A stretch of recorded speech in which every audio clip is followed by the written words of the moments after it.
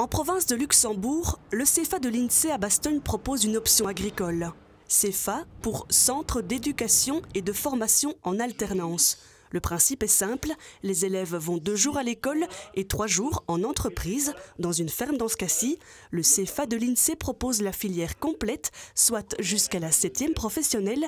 C'est le seul qui le fait dans toute la Fédération Wallonie-Bruxelles. Les élèves peuvent arriver au CEFA à l'âge de 15 ans. Et à 15 ans, au niveau de la formation agricole, ils rentrent en éleveur, qui dure entre 2 et 3 ans, suivant qu'ils apprennent bien ou pas. Et puis alors, ils passent en ouvrier qualifié en agriculture, qui dure 2 ans. Et puis alors, ils peuvent faire une 7e agricole, où là, c'est pour avoir le CESS et éventuellement avoir des aides pour reprendre une exploitation s'ils le savent. Tu dois d'abord mettre les 2 premières lettres pour la couleur et puis les 2 autres lettres pour l'aspect. Donc tu vas mettre J, J, L, L. Dans le cursus scolaire, il y a 10 heures consacrées aux cours généraux, comme celui-ci, le cours de sciences. Et 6 heures sont spécifiques aux techniques agricoles. Mais le véritable point fort de la formation, c'est la pratique en ferme. C'est en tout cas ce qui a plu à Jordan quand il a choisi cette filière. Je n'aimais pas trop aller à l'école. Et là, c'est que 2 jours semaine et on apprend à travailler. Le principe de venir 2 jours à l'école, 2 jours en ferme, tu as l'impression de pouvoir apprendre beaucoup de choses? Oui, j'apprends quand même pas mal. La traite, s'occuper des bêtes. Puis c'est tout.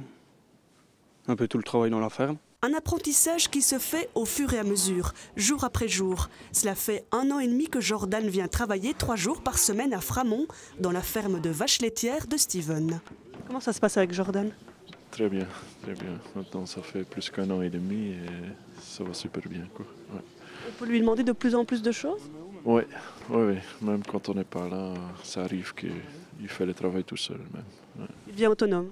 Oui, voilà. Mais ça, c'est le but du CEFA, je pense qu'on leur donne des responsabilités, quoi, de plus en plus, et puis ça leur fait plaisir aussi, je crois.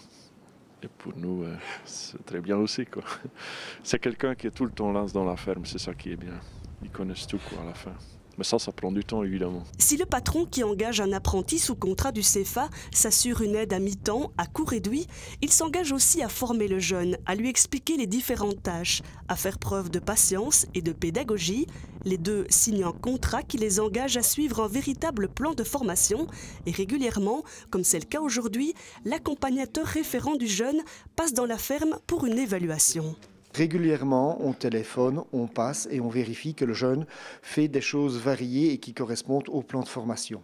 Une fois que cela est validé, nous venons avec un jury extérieur pour faire passer une qualification et voir que tout le programme a été vu, compris et réussi par le jeune.